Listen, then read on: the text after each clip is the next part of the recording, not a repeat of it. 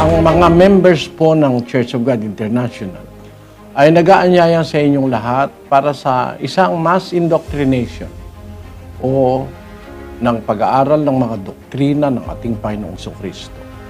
Ano po ba ito, mga kababayan?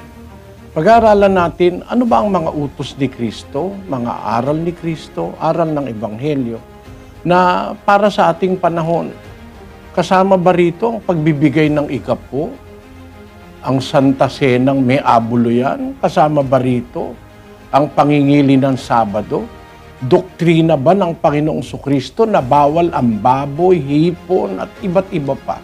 Nanyayahan namin kayo ng isang buong taus-pusong paanyaya na sana'y pagbigyan ninyo mga kababayan kung kayo po ay mayroong pagnanasang makaalam ng mga aral na tunay na doktrina ng ating Panginoong Kristo.